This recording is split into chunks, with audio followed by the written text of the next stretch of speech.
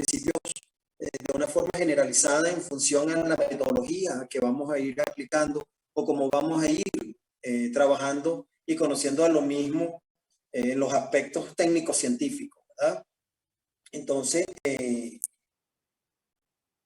inicialmente,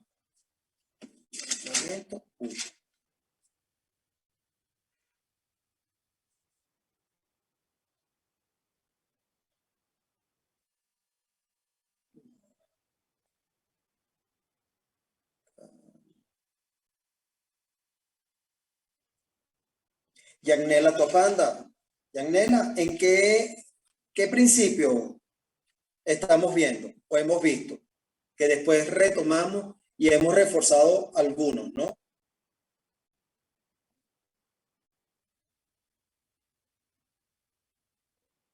Yanela, ¿me escuchas? ¿Ahí me escucha? Sí, sí, ahora te escucho muy bien. Ya hemos visto el principio de uso, el principio de producción, el de intercambio, el de correspondencia de las características, el de reconstrucción de hechos, y me parece que seguimos en el principio de probabilidad para pasar al principio de certeza. Ok. Ok, perfecto. ¿Verdad? De esta forma, comparto, no, un momento, comparto la pantalla. Ok, cierto, así como,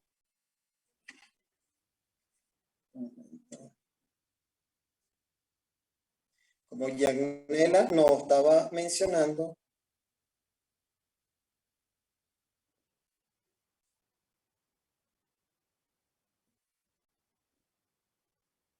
¿verdad? Estamos viendo los principios, vimos el de intercambio, ¿verdad? Estamos ahora en el de probabilidad, nos quedamos en ese. Inicialmente habíamos conversado un poco de los principios de reconstrucción, ¿verdad? Inicialmente continuación, y el de reconstrucción que tuvimos conversando sobre el caso de la trayectoria, el caso, cómo trabajar y cómo visualizar y entender, cómo reconstruir un sitio o un suceso en función de los elementos que vamos consiguiendo, vamos a encontrar producto de los medios de comisión o elementos utilizados para originar los mismos, ¿no? Y cada uno deja características.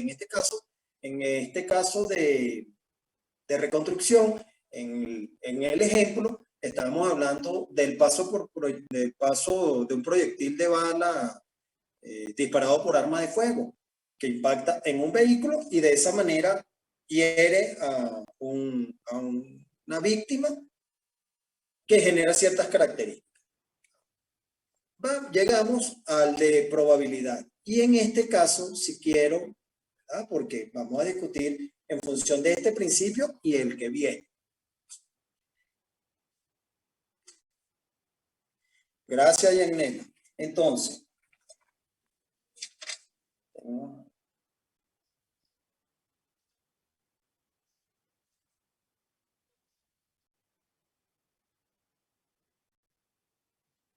Jacqueline Chávez.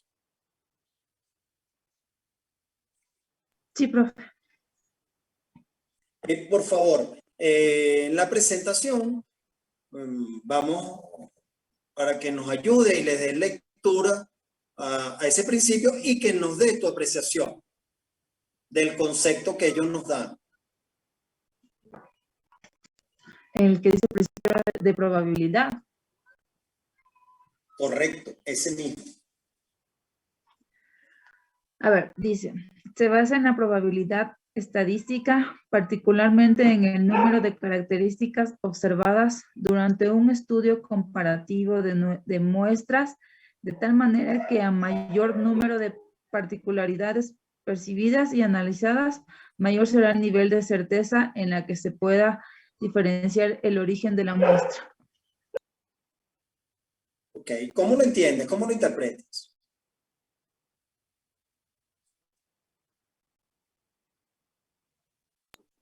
que depende de cómo se vaya observando o tomando la muestra, es la mayor número de particularidades que se puede percibir y analizarlas con certeza y diferenciar el origen de la muestra. Ok, ¿te podrías ayudar con un ejemplo? ¿Cómo lo entiendes por medio de un ejemplo? Acuérdate de lo que ya hemos visto, los anteriores. La escena del crimen, lo que primero tenemos que ver es lo que está, se podría decir, se me fue la palabra, en el alrededor y tratar de que las muestras no se contaminen así para poder tener unas muestras certeras. Ok.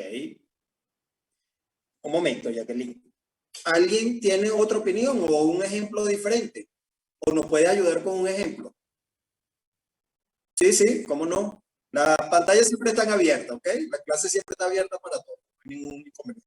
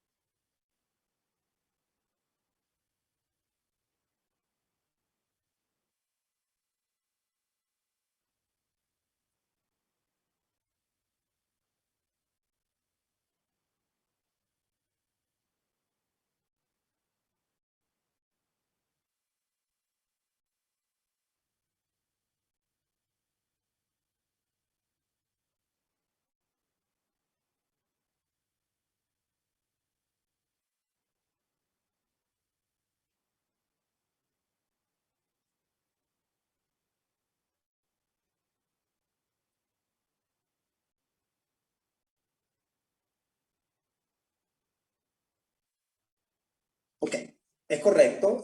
Forma general, como lo menciona Ricardo, y asimismo como Jacqueline lo expresó en su opinión, pero manejándolo con ejemplos. Yo quiero que lo veamos siempre con ejemplos, ¿verdad?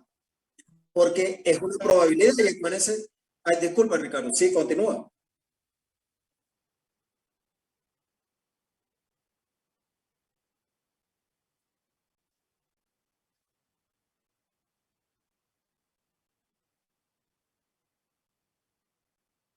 Ujú.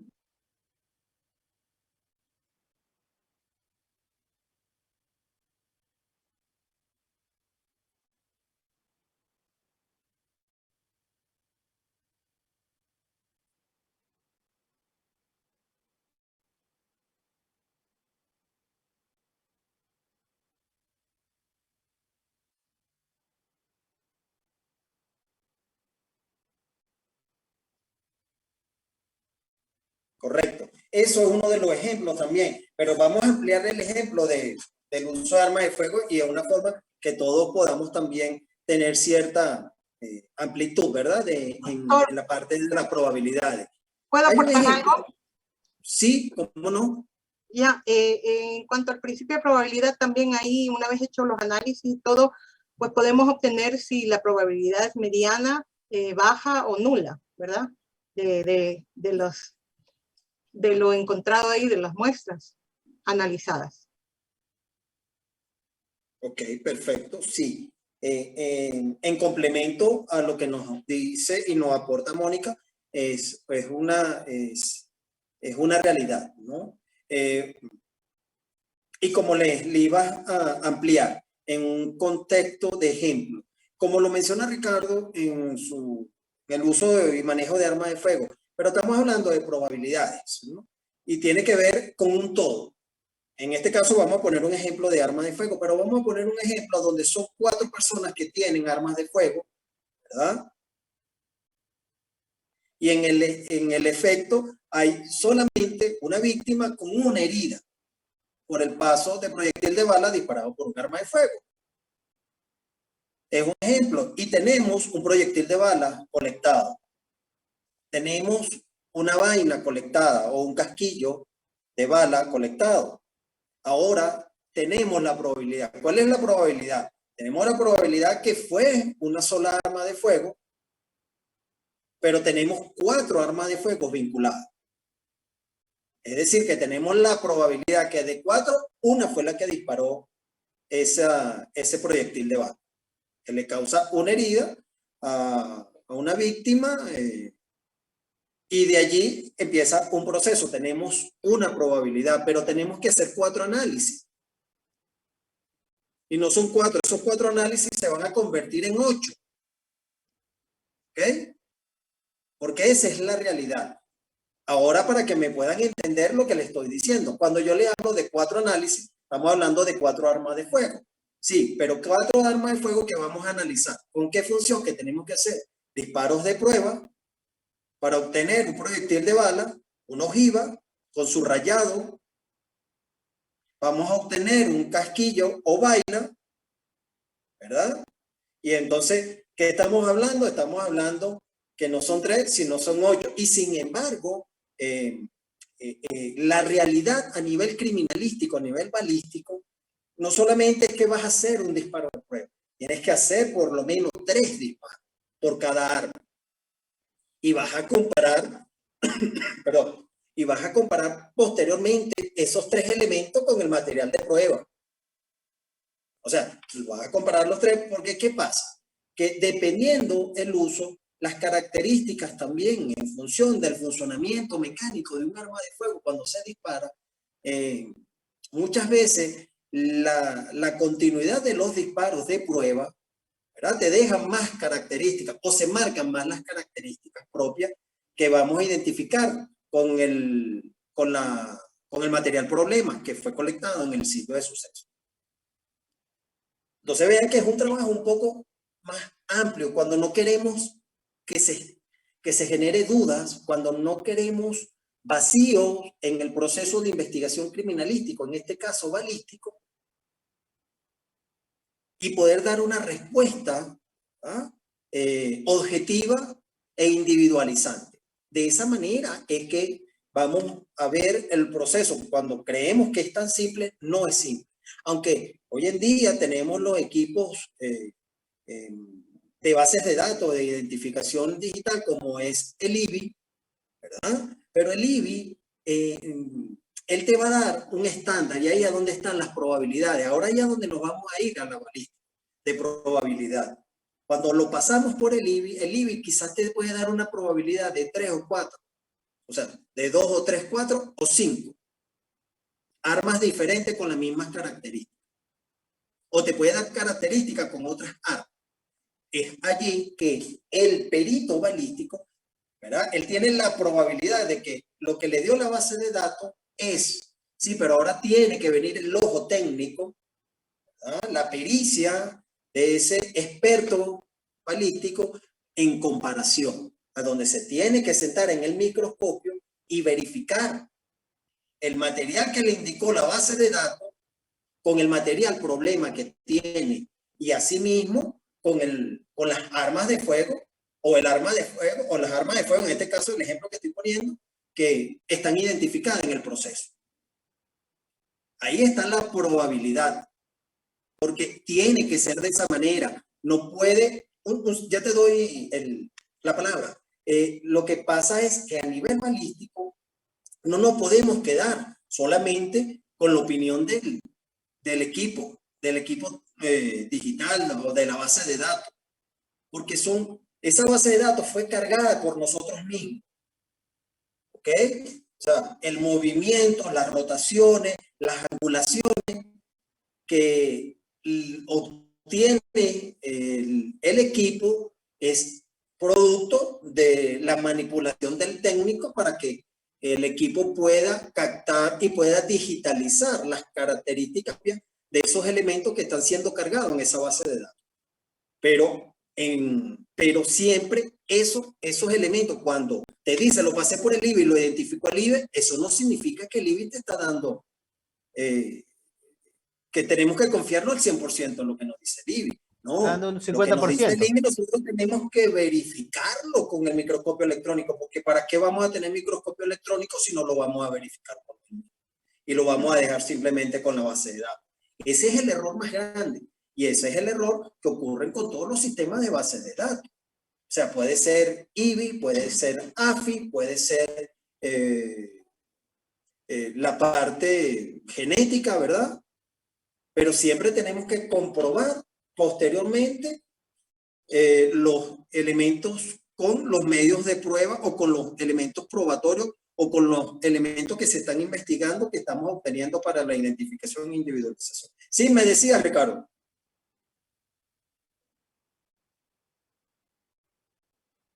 Sí.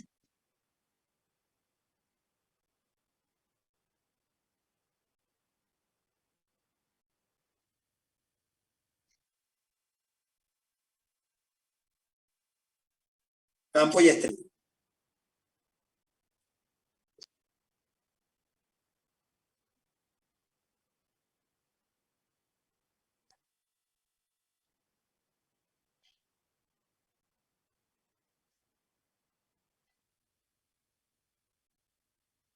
Correcto.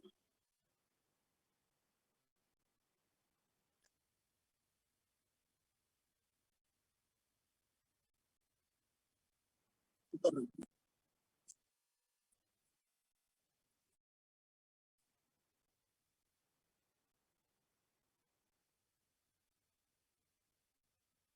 Correcto. En este caso, primero vamos a tener dos variantes, ¿no? Acuérdate que todos los elementos, en este caso, estas armas artesanales, deberían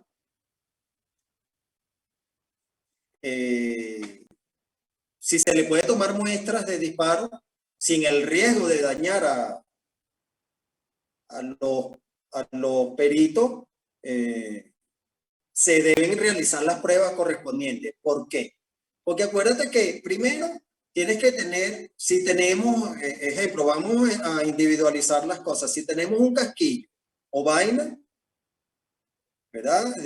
Colectada en un sitio donde se haya cometido un hecho delictivo y podemos tomar las muestras, estas armas de fabricación casera tienen una aguja percutora, o sea que tienen que impactar. Eso te deja una característica propia, ¿verdad? De esa manera empezamos, si podemos tomar muestras. Si no podemos tomar muestras porque es un riesgo, porque esa es otros elementos que tenemos que visualizar. Bueno, tenemos que desarmar. Y si desarmamos, tenemos que hacer mecánica, podemos hacer comparaciones, podemos hacer acoplamiento. Es decir, si tenemos esta aguja percutora o esto que utilizaron para percutar en el fulminante de la bala, podemos hacer acoplamiento, pero estás viendo ya el trabajo es diferente. Es igual, si tenemos un proyectil de bala, ¿ah? Tenemos otros elementos, si no podemos hacer el disparo. Porque, ¿qué pasa? Es un tubo, sí, pero el tubo a veces también te va a dejar características propias que se van a marcar y se van a repetir en otro elemento si podemos hacer el disparo. ¿Ok? Si podemos hacer el disparo, vamos a conseguir características propias y características individualizadas. Ah, ¿qué podemos hacer también? Vámonos a microscopía electrónica. Vámonos a la parte de microscopía, vamos a analizar elementos. Ese proyectil, si pasó por ese cañón, que era de fabricación casera, que era un cañón, ese cañón tiene, ese cañón artesanal, tiene unas características de materiales propias. Entonces, ¿qué vamos a hacer? Analizar las características materiales de ese cañón con las características obtenidas de ese proyectil. Vean la diferencia, cómo saltamos de la balística y nos vamos a otra área. O sea, salimos del área balística y nos vamos al área de microscopía electrónica. Vamos a analizar materiales. Sí, dime.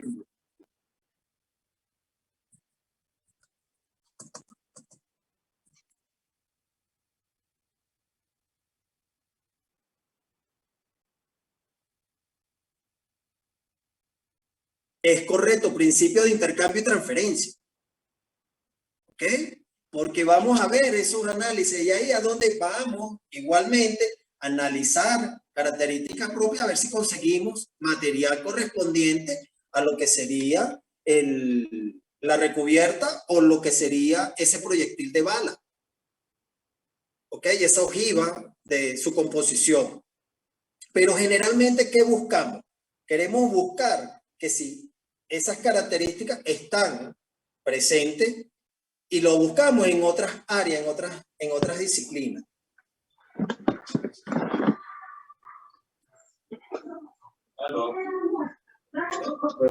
¿Verdad? Entonces,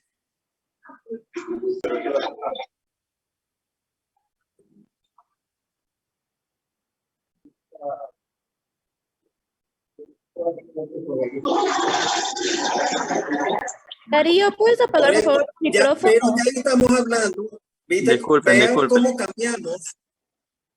Vean cómo cambiamos de la parte, o sea, netamente de laboratorio balístico y nos vamos a otras áreas. Nos vamos a el ejemplo, si tenemos en el momento, porque esa es la realidad. O sea, vamos a suponer, si tenemos al victimario o a la persona que está siendo investigada de haber disparado un arma de fuego, al momento le podemos hacer la toma de muestra, análisis de traza de disparo. Lo que pasa es que a nivel, acuérdense que eso también maneja cierto tiempo, eso tiene una data límite. Eso depende de los laboratorios, cómo se determina. Hay laboratorios que te dicen, yo voy a hablar a nivel internacional, ¿no? De forma general. Y nosotros nos manejamos con ciertas características también. Hay laboratorios que te dicen 72 horas, la toma de muestra de análisis de traza de disparo. ¿Ok? Hasta 72 horas. Si pasan de las 72 horas y te llevan una persona investigada para que le hagan análisis de traza de disparo, quizá el perito asume, porque hay una reglamentación interna que te dice hasta 72 horas. ¿Ok? Porque la persona puede haber tenido un aseo, se pudo haber lavado, se pudo haber restregado muy bien las manos y eso va a ir desapareciendo a medida que van pasando los días, sobre todo las horas. ¿Okay? Eso es un elemento que tenemos que visualizar. Hay otros especialistas en el área que ellos te hablan hasta seis días, pero ya 6 días es por elementos que ellos han de esto que tiene que ver de la probabilidad que ellos han trabajado y han obtenido muestras en algunos casos. Pero estos casos particulares, cuando se les ha preguntado en los estudios a las personas si se lavaron las manos, si tenían un aseo, las personas decían que no tenían un aseo formal, ¿no? O sea, si se lavaron las manos bien, si no se lavaron las manos, les daba igual. ¿Ok? Entonces, es allí a donde las personas, o sea, aunque se lavaban y de repente cuando le preguntan cómo te lavas, bueno, solamente un poco de agua, algo de jabón y listo. O sea, y te pueden quedar ciertas partículas. Pero eso es relativo. ¿Okay? Están los casos, pero cuando hablamos de armas y ya pasan estos procesos, no nos quedamos con el proceso de las manos solamente. Como yo les mencionaba en clases anteriores, también tenemos que visualizar la vestimenta. La vestimenta también es importante, porque si la persona que cometió el hecho delictivo agarró cuando llegó a su casa, se quitó la vestimenta y la colocó en un cesto, ahí va a quedar y ahí van a quedar esas partículas. ¿Ok? No es lo mismo que la persona llegue a su casa e introduzca su vestimenta en el área de lavado, en una lavadora, después una secadora, ahí sí se van a perder todos los elementos que pudieran comprobarse. Pero ahí es donde entra todo el proceso de investigación. O sea, hay tantos elementos que tenemos que siempre tomar en cuenta y como yo mencionaba, eso es lo bonito de la investigación. La investigación es indagar un poco más y esos elementos es lo que vamos a conseguir. Precisamente este fin de semana, en estos días, estaba viendo las noticias que publica la Policía Nacional. Ellos desarticulan un grupo que participó en un homicidio en estos días, creo que en el sur de Quito. Y que es una de las cosas que presentan ellos en la imagen por Twitter, ¿no? Por las páginas digitales de la policía. Una de las cosas que ellos vinculan es que hay un video y en los videos se muestra el tipo de vestimenta, ¿verdad? Y ese tipo de vestimenta son esos medios de prueba que ellos colocan también en la fotografía para mostrar las características propias de que esos sujetos eran los mismos. ¿Por qué? Por las vestimentas que tenían.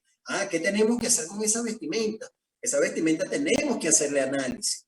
Esa vestimenta tenemos que vincular, no solamente ya la estamos vinculando con la persona que es sospechosa, con la persona que está siendo investigada. Ahora tenemos que vincular que si esa persona tuvo contacto con la víctima, ¿verdad? Ahí entramos nuevamente a ese principio que nos decía Ricardo, principio de intercambio y transferencia. ¿Ok? Que es recíproco. Entonces también la víctima pudo haber dejado resto en la vestimenta de las personas que están siendo investigadas o que están los sospechosos de haber cometido ese hecho delictivo. Entonces vean toda una serie de elementos, pero allá donde entra también la probabilidad. Okay. La probabilidad de que el pantalón que nos menciona la policía guarda relación con la fotografía o con el video. Tenemos que hacer análisis. Tenemos que hacer análisis de video.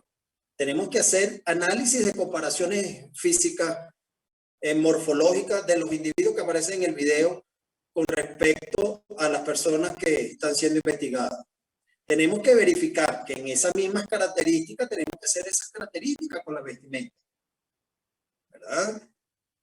Así como se le va a hacer el antropológico, tenemos que hacer también esas características de medida en función a la vestimenta y a la vestimenta colectada en el lugar que fue allanado con esta persona sospechosa de haber cometido el hecho delictivo.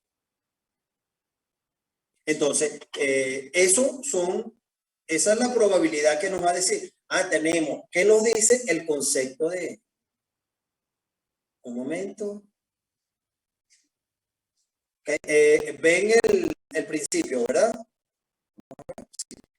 En este caso, ¿qué nos dice? ¿Cuál es el punto, Jacqueline? ¿Cuál es el punto importante de la probabilidad? Si te das cuenta, si lo pudiste ver.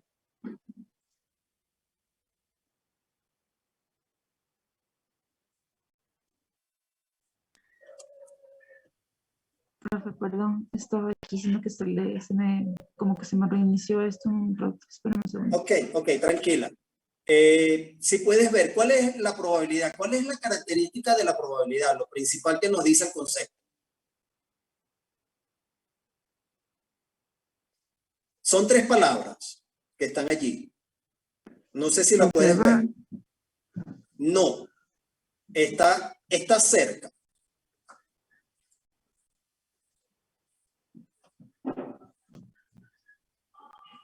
Lo tienes allí, velo allí. Si te das cuenta, es el número de características observadas. Vean eso siempre. Es el número de características observadas, es una probabilidad.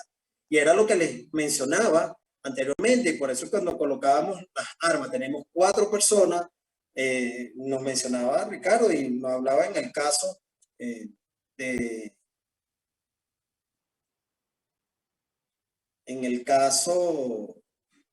perdón, disculpa.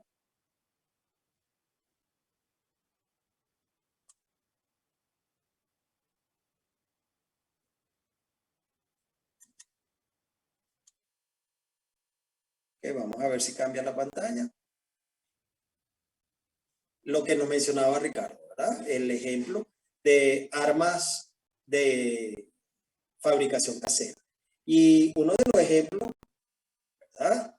Vamos a poner vamos a ver si este mismo puede ser.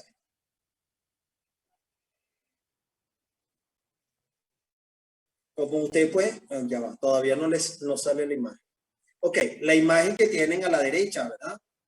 Y es eso, es un mecanismo y es un tubo, es un cañón. Algunos le generan algún tipo de rayado, otros no, otros simplemente es un cañón liso. Es un cañón de tuberías para tuberías de agua, ¿verdad? De plomería. Y esta es la realidad. esta imagen que le estoy colocando en este momento a la derecha de su pantalla. Ok, allí vemos todo tipo, estos son todo tipo de fabricación casera, ¿ok? De diferentes características. Sí.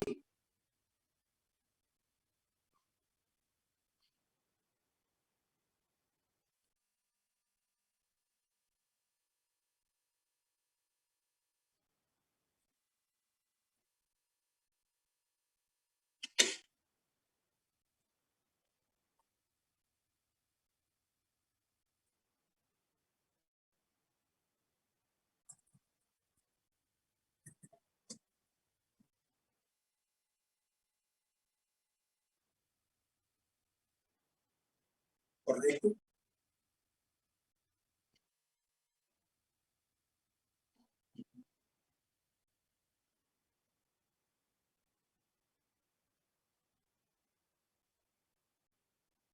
Correcto.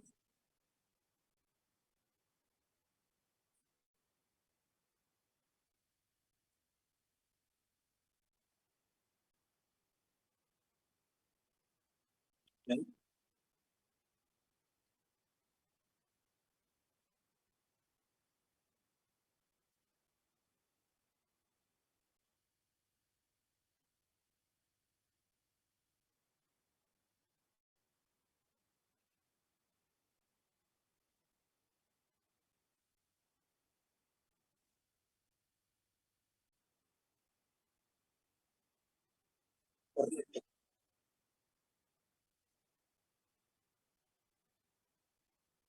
Pero ahí es donde está, ahí es donde se hace la parte hematológica, las pruebas de laboratorios biológicos. ¿Ah? No solamente, para eso es que se hacen pruebas en índole biológico. Se hace en la sangre para ver niveles toxicológicos o, en este caso, estas sustancias que pueden presentarse. Esa es la importancia de poder hacer todos los exámenes en función de poder determinar si vemos que la herida del paso de proyectil de una bala no daña un órgano vital y se produce la muerte, ahora tenemos que buscar cuál fue la causa de la muerte. Esa es la pregunta que tenemos que hacer, ¿verdad? ¿Cuál es la causa de la muerte?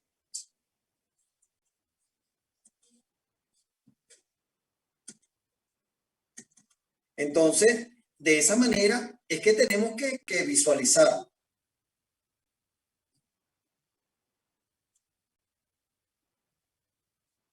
No solamente tú me hablas de cianuro, pero también tú sabes qué es lo típico que utilizan para envenenar y causar envenenamiento en la sangre. Utilizan mercurio. El más utilizado es el mercurio. ¿Ok?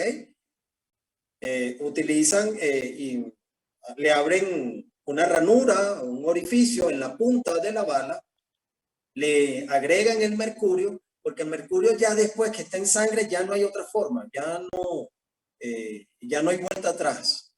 ¿Ok? Ya envenenó y no hay forma de poder extraer ese veneno de nuestra sangre, de nuestro organismo. Y es una de las cosas utilizadas en algunos métodos, algunas organizaciones, y no solo, también en otros países, algunos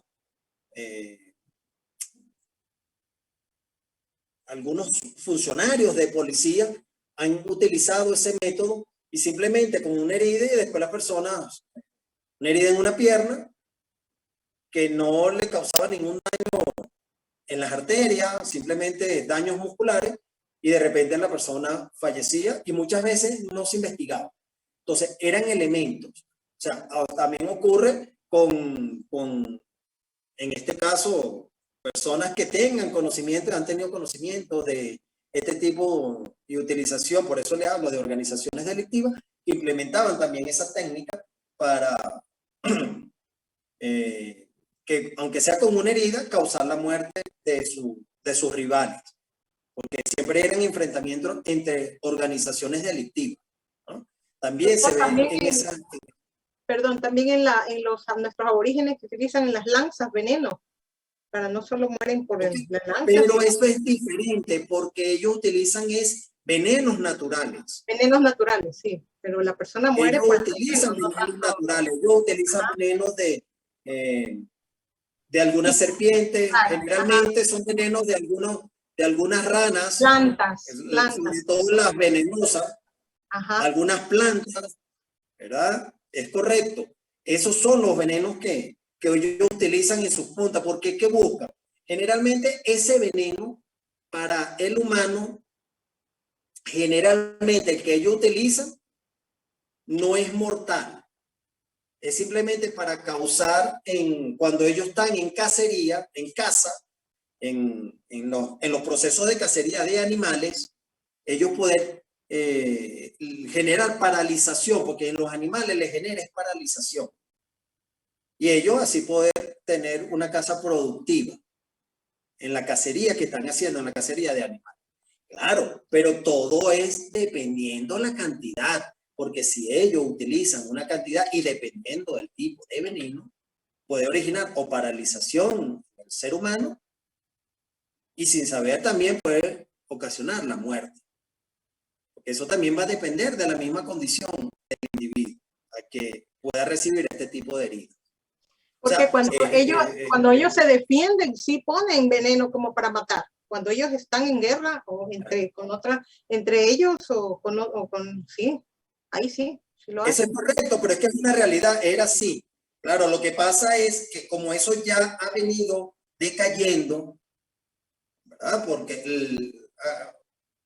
¿cuántas etnias nos pueden quedar en el país que sean autóctonas todavía de su cultura? O sea, que todavía no sean occidentalizados, todavía no han recibido la occidentalización, lo que nosotros conocemos, se le ha llevado lo que nosotros, la cultura que nosotros conocemos. ¿Ah? Ya es una realidad. Si tú ves, la mayoría de nuestras culturas indígenas ya están socializadas. Ese es el punto. Ya la mayoría están socializadas. Y ya se manejan también términos y por eso es que se les respeta su propia cultura nosotros y hay normas de sus propias culturas que nosotros tenemos que respetar. ¿Okay? Pero ya están socializados. Allá donde entramos en ese factor, por eso es que ya no vemos esos niveles, como tú lo mencionas. Pero esas culturas que todavía pueden mantenerse en la Amazonia, pero en la Amazonia selva, entre Brasil, que todavía son muy pocos los rasgos de socialización que ellos puedan vivir y se puedan presentar estos enfrentamientos que ya muy poco, ¿verdad? Porque si tú sabes, como ustedes pueden saber, estaba en nuestra cultura en algún momento que teníamos el canibalismo.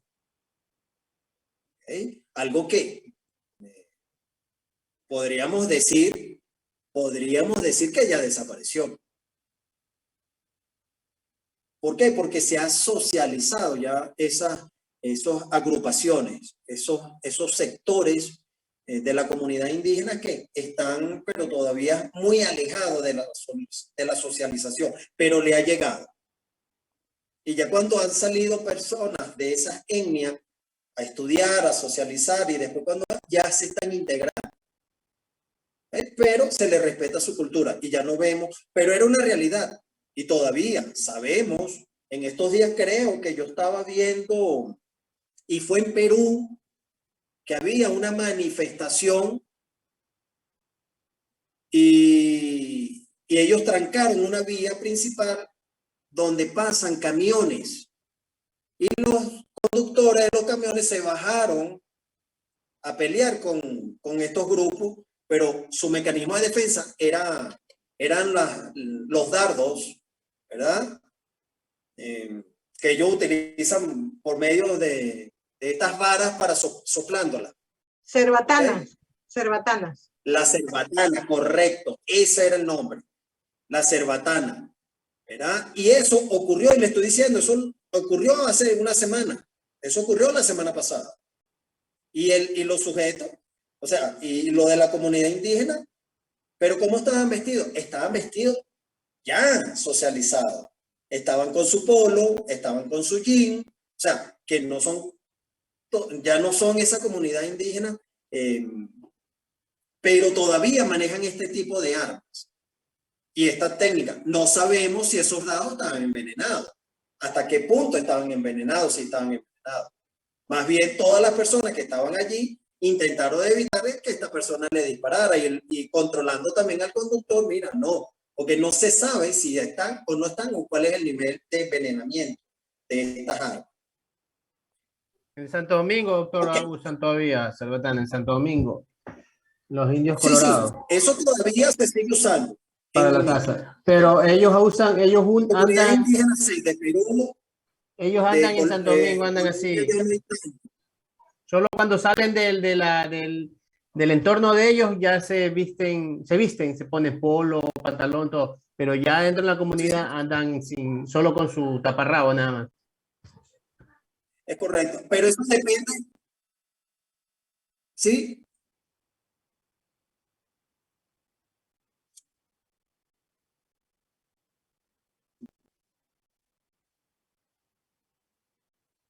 Correcto.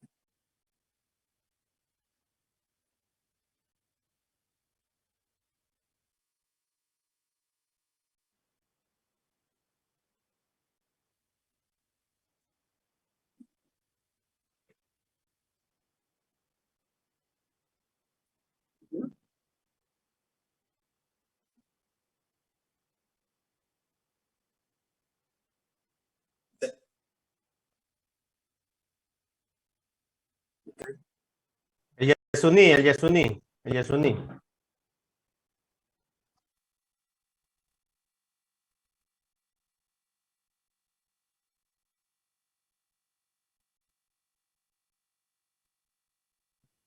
Y ellos atacan a las personas que ingresan. Es correcto, y es lo que estamos hablando.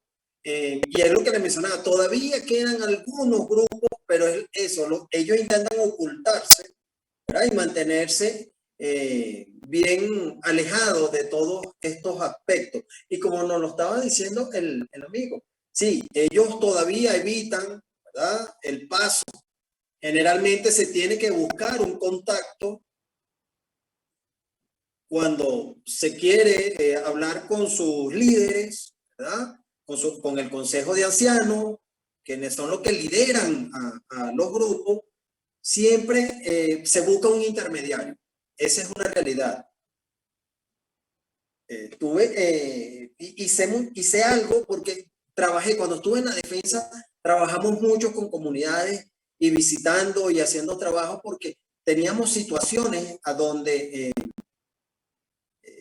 la legislación, o sea, tú te determinaba que esta persona no podía ser enjuiciada en los tribunales ordinarios, sino por sus tribunales ancestrales, por sus propios tribunales de las comunidades, ¿verdad? Pero para ello, primero hay que reconocer y hay que hacer pericia para eso. Para eso hay que hacer pericia antropológica, trabajo social, ¿ok? Y muchas veces elementos criminalísticos como la odontología, se aplicaba también la odontología forense, porque cada uno tiene sus características propias. Los que están al margen de las partes de los ríos, de los lagos, ellos, su comida es la pesca, ¿verdad? Son los productos de agua. Y los que están más hacia el Amazonas, sus productos de alimentación son más carnívoros, son carnes rojas. Entonces, son diferentes. Entonces, las características propias y de formación dental, morfológica, de cada tribu son individualizantes también. Entonces, muchas veces, aunque tengan las características, pero como ya están occidentalizadas, la única forma de reconocer que el individuo es de la comunidad indígena es cuando el consejo de ancianos o sus líderes reconocen que esa persona es de esa comunidad.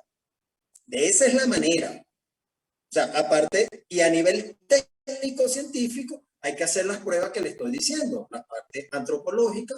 ¿Por qué? Porque entonces hay que hacer la parte antropológica del grupo.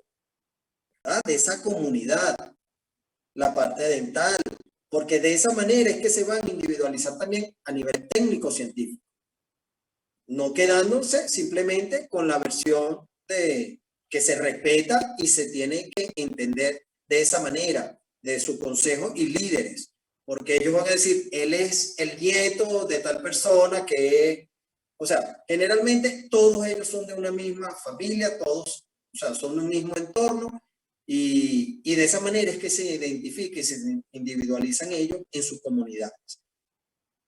Es un hecho y es una realidad y es algo que tenemos que se respeta porque así están y para ellos también están las leyes ordinarias en función también al respeto de sus leyes de la comunidad a la cual se representa.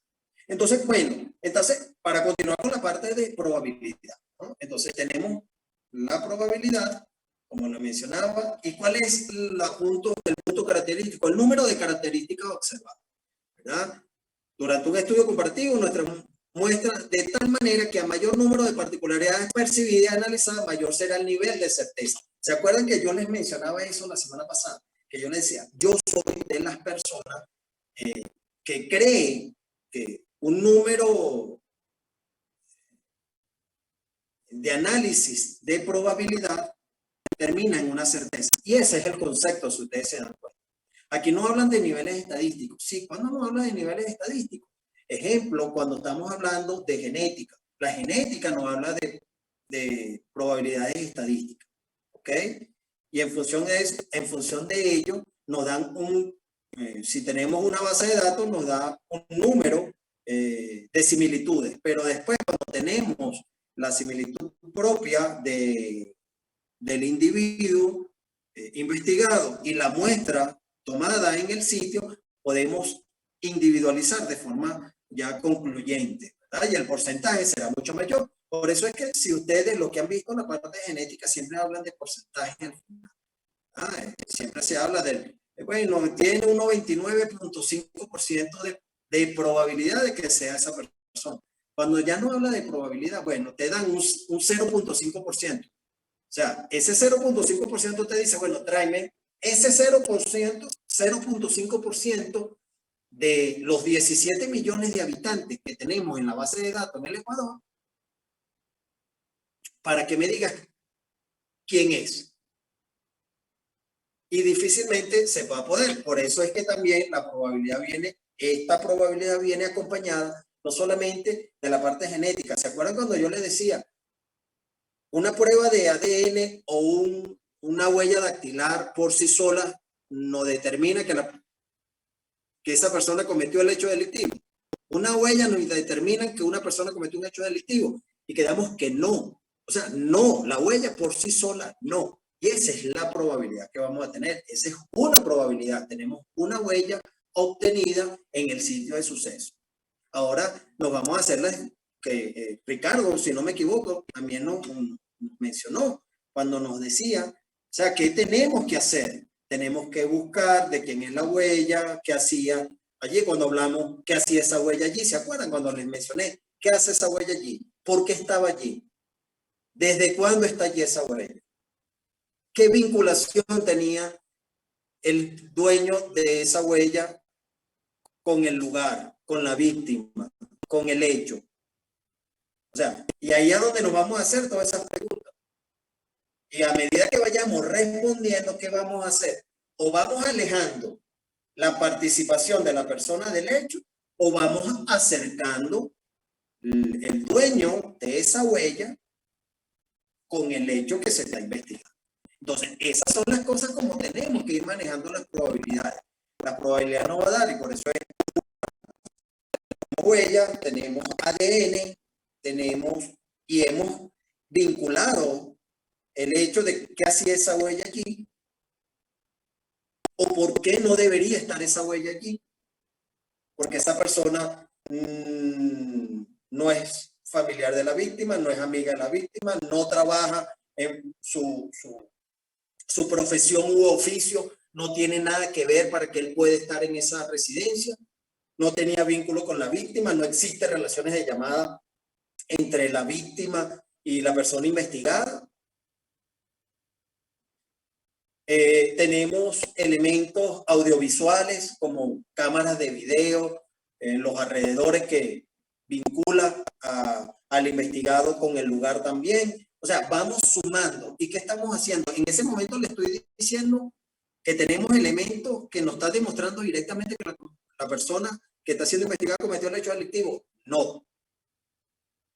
Pero todos los elementos nos están guiando y nos están vinculando de que esa persona estuvo en el momento que se cometió el hecho, que no existe otra persona que haya estado en los momentos en que se cometió el hecho, que esos elementos que se encontraron en el lugar o en el sitio de suceso no tienen cómo ser refutados por la persona investigada. O sea, entonces todo eso a la final, ¿qué le estamos dando al juzgador? Vean que no soy yo. ¿Qué le estamos dando al juzgador? La posibilidad de interpretar, ¿verdad? Analizar que esa persona fue la única que tuvo relación, contacto con el lugar, la víctima y el hecho que se cometió en ese sitio de suceso. Entonces, hay algo que viene acompañado con esto. Principio de identidad.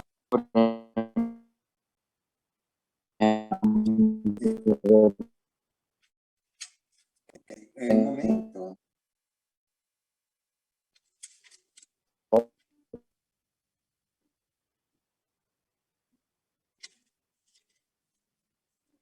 Okay, disculpen, el que está hablando no se le escucha, no se le entiende bien. Se entrecorta.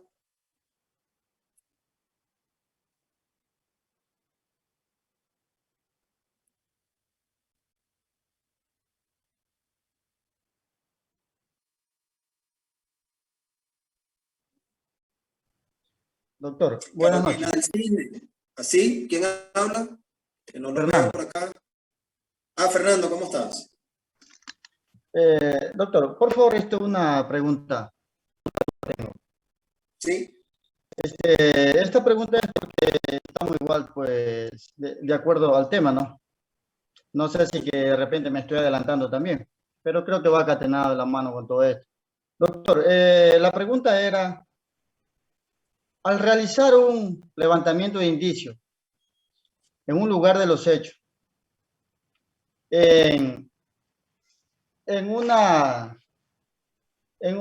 un sitio cerrado, abierto o mixto, ¿se realiza el mismo método de búsqueda o es diferente, doctor? Por favor. Ok, en este caso, para no adelantarnos mucho, ¿verdad? Todo va a depender del sitio de suceso. Eso vamos a dejarlo por el momento hasta allí. Fernando, todo siempre va a depender de la configuración del sitio de suceso. Puede ser abierto, puede ser cerrado, puede ser mixto, pero siempre van a haber configuraciones diferentes. No todos los sitios van a ser iguales. Puede ser abierto, pero puede ser abierto y vamos a presentar diferentes condiciones propias de un sitio abierto. Puede ser un sitio abierto con una extensión o tamaño. Podríamos hablar de pequeños o grandes espacios. O sea, de pequeño espacio o de grandes espacios. Y en función a esos elementos también es que se va a hacer un trabajo como tú lo mencionas. O sea, todos los métodos que se van a aplicar es en función al sitio de suceso y las condiciones propias del mismo. Puede ser cerrado, pero puede ser cerrado también pequeño o puede ser un cerrado amplio. No es lo mismo un departamento de 2 habitaciones, un baño, sala, cocina, a un depósito, ¿verdad? O un almacén de 100 metros cuadrados y es un almacén cerrado. ¿Ves la diferencia? Entonces, eso sí lo vamos a ver poco a poco, no me quiero adelantar, pero sí, todo es diferente y todo viene acondicionado al sitio de suceso. Porque eso sí lo vamos a ver después muy bien. Pero ahorita te puedo dejar con eso, aclarándote en forma general. Sí, todo va a depender del sitio de suceso. Puede ser abierto, puede ser cerrado, puede ser mix. Pero todo también va a variar según las dimensiones o tamaño del lugar. Entonces, y también las condiciones propias del sitio. O sea, tengan eso en cuenta también. Las condiciones propias, cómo se encuentra configurado internamente. No es lo mismo un sitio cerrado que no tenga ningún objeto, y no esté dividido a un sitio cuadrado que esté saturado de materiales o objetos en ese sitio. Entonces, no vamos a trabajar igual. Siempre todo va a estar acondicionado como se nos presenta el lugar o el sitio y su configuración propia. ¿Okay? Esos son elementos que podemos visualizar. O sea, yo te puedo decir, en un sitio abierto, vamos a hablar en ejemplo, los amigos de Guayaquil, el malecón. Entonces tenemos que trabajar el malecón completo. ¿Cómo lo vamos a trabajar? ¿Qué técnica vamos a implementar? Es según cómo se encuentra estructurado el sitio. Lo que estamos en Quito, tenemos el Parque Bicentenario. ¿Cómo vamos a trabajar en el Parque Bicentenario? ¿Verdad? Y todo es acondicionado. ¿Hasta dónde vamos a utilizar? ¿Hasta dónde vamos a ampliar? O de repente, ¿qué búsqueda estamos haciendo? Generalmente, ustedes se han visto la película que me estoy acordando en este momento. Expedientes X, la película, la última que después que terminó la serie, ellos sacaron una película y ellos comienzan con una búsqueda. En ese caso, si ustedes pueden visualizar, pueden buscar y los cortes, yo creo que lo primero que sale en los cortes de la película es esa búsqueda. Bueno, esa es una búsqueda generalmente en un sitio abierto y es la que se denomina la lineal. Pero bueno, no voy a entrar más en detalle para no adelantarlo, pero espero que haya satisfecho tu pregunta, Fernando, en este momento. Sí, doctor. Pero sí, pero gracias, eso, doctor. Tenlo en cuenta siempre, es diferente y todo es condicionado al lugar y a su configuración. O sea, podemos ir a un edificio, vamos a una torre, y hay 10 departamentos y todos los departamentos tienen la misma estructura, estructural, pero cuando llegamos y vamos a inspeccionar, todos están configurados de forma diferente según el habitante, según el dueño, ¿verdad? ¿Dónde coloco la mesa? ¿Qué tipo de mesa? Si coloco una mesa fija, ¿cómo está la cocina? En la cocina tiene una isla, tiene una península, tiene un mesón, o sea, y todos esos elementos son limitativos en función también al tipo de búsqueda que vamos a implementar. Eso es una forma de verlo. O sea, podemos tener 10 departamentos con la misma característica arquitectónica, pero cuando llegamos a cada uno de ellos es diferente porque dónde colocas el televisor, qué mueble colocas, qué mobiliario. Correcto. La y cuando tú llegas, quizás tienes las decoraciones y todo puede ser interrupciones en función al andar de cada uno cuando uno llega a cada uno de los departamentos. Eso es una forma de verlo. ¿Okay? Y es por eso que sí. Y en tu respuesta, eso es lo lógico. Todo es diferente. Como consigamos el sitio, es como lo vamos a trabajar y es allí donde nosotros visualizamos. Lo que pasa es que, bueno, eso es lo que vamos a trabajar en criminalística de campo. Y después vamos a verlo en la presentación en forma macro y después cuando estemos analizando el manual de la ICEF, allí vamos a individualizar los procesos, pero muy particulares. Eso sí, ustedes se darán cuenta allí. Y lo vamos a ir viendo con los casos que vamos a ir trabajando a medida que vayamos analizando los procesos. Vamos. Ivette Coloma. Ivette.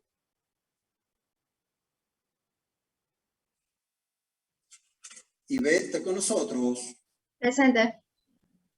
Ivette, por favor, para que nos ayudes y con la lectura y nos dé tu apreciación, por favor. Ya. Principio de identidad. Está basado fundamentalmente en que todo cuerpo, cosa o individuo es idéntico solo a sí mismo y no existe otro que sea estricta y absolutamente idéntico al anterior. Ok.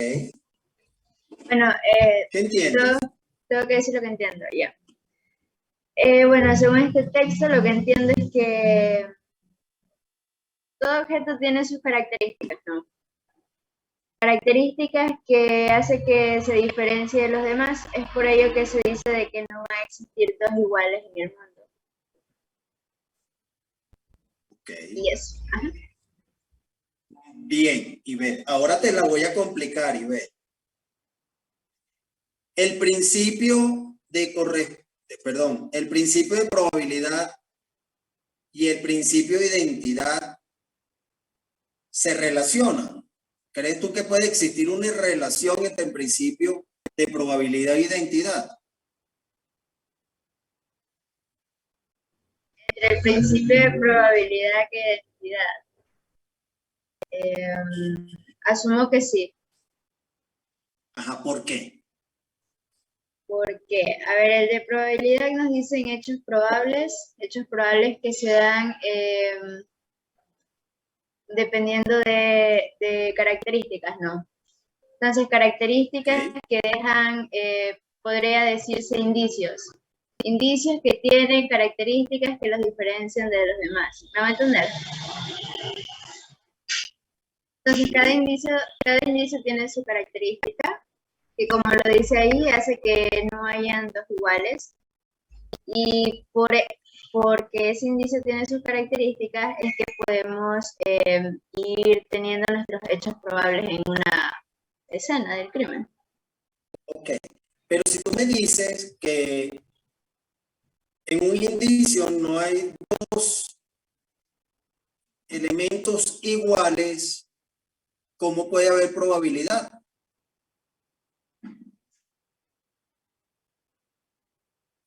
Si no hay iguales, ¿cómo hay probabilidad?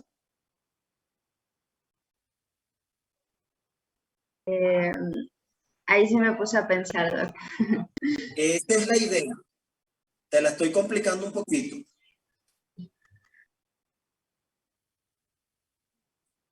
¿Verdad? Lo que pasa es, y nos vamos al principio de probabilidad, como lo puedes ver. ¿Ah? Ya cambió, lo que pasa es que no ha cambiado en la...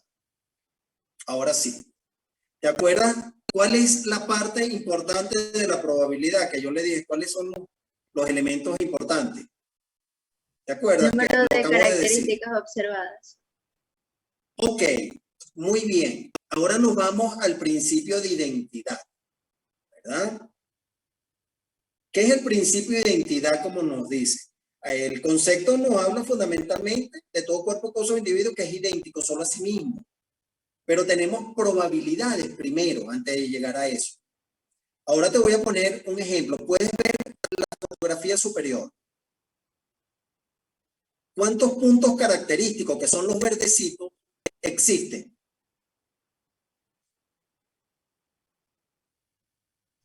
En la parte izquierda. Sí, en la imagen de arriba de los puntos característicos. Aunque en la de la derecha es lo mismo, pero un poco más. Ya, 12. Perfecto, son 12, ¿verdad? Entonces, ¿qué nos dice el de probabilidad? ¿Te acuerdas? El número De características observadas. De características. Ahora te lo voy a poner un poquito más complicado. Estás en un sitio y colectas una huella parcial. Una huella parcial. Me voy con un objeto, ¿verdad? Como puedes visualizar, mira cómo está mi dedo, ¿verdad? Hay una huella parcial. ¿Por qué digo que parcial? Estoy dejando todo mi rastro dactilar allí. Como lo puedes visualizar aquí. No. Estoy dejando un espacio. ¿Ah? Entonces, ¿qué significa? Que vamos a conseguir un número de puntos característicos, como nos diría la probabilidad, un número de características. En este caso, estamos en el principio de identidad porque es la parte de identidad humana. O sea, en este caso estamos hablando de elementos que nos individualizan con una persona. Puede ser los rastros dactilares, puede ser las huellas, puede ser la genética, puede ser elementos, la región palmar, la región plantar, la de los pies, que tiene sus características propias, los labios, la oreja.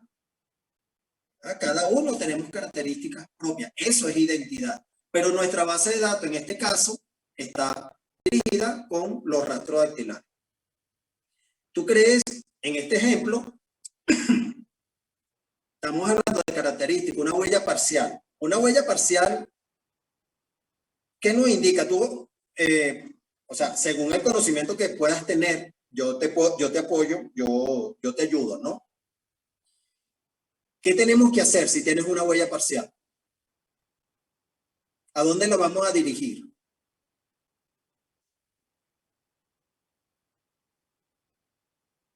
Bueno, según lo que he visto, cuando tienen una huella parcial, lo que hacen es tratar como de reconstruirla, como tratar de completarla, para ver a quién pertenece. Ok, de completarla no la vamos a completar, simplemente vamos a identificar lo que tenemos, ¿verdad? Alguien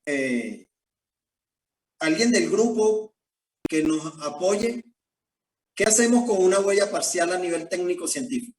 O sea, la colectamos en el sitio, no vamos a saltar los pasos, vamos directamente a los procesos. ¿A dónde nos vamos a dirigir para procesar esa huella parcial? ¿Qué área tenemos? Tenemos el área de identidad humana. Dactiloscopía. Vamos a dactiloscopía. ¿Pero qué vamos a empezar? ¿A dónde nos vamos a la dactiloscopía? En este caso, ¿qué tenemos a nuestra disposición? A nuestra disposición a nivel tecnológico tenemos el AFI. ¿Ok? Inicialmente tenemos el AFI. Y tenemos también bases de datos en el registro civil. Pero primero comenzamos con el AFI. El AFI nos va a dar una comprobación previa de lo que ustedes están viendo. Eso es lo que hace el AFI. ¿Ok? En esa fotografía. El AFI identifica las características propias de una huella y la compara con su base de datos. Entonces, ahí es donde entra, por eso es que yo les menciono cuál es la afinidad que tiene el principio de identidad con el principio de probabilidad. ¿Se acuerdan? ¿Por qué tiene afinidad? Porque habla del número de características propias. Asimismo, ¿qué es lo que nos hace la identidad? Son características y puntos característicos individualizantes que están dentro de nuestros procesos, nuestros sistemas, nuestras bases de datos. Las bases de datos a nivel dactiloscópico están en la parte digital y también están en la parte, se podría decir que hoy en día todo es digitalizado. Si ustedes van para el registro civil, ¿qué hacemos? Hay un escáner de huellas, ¿verdad? Colocamos nuestros dedos, nuestros pulgares y nos escanean de esa manera nuestra decadactilares. Ya no vemos el hecho común de tomar las huellas decadactilar, hacer el proceso decadactilar, que es la fotografía inferior. Como ustedes pueden observar en la fotografía inferior, aunque de forma parcial, vean que tenemos manos izquierda y mano derecha. Entonces vamos tomando las huellas de esa manera. Pero en la parte de arriba tenemos igual la línea para tomar los rastros dactilares de la mano derecha y de la mano izquierda. En este caso, como vemos en esa imagen, las huellas están posesionadas. Para nosotros los criminalistas, cuando tomamos la huella, hacemos una ligera rotación de nuestra huella, ¿verdad? Rotamos en la hoja para captar la mayor cantidad de puntos característicos. O sea, pero lo hacemos una sola vez.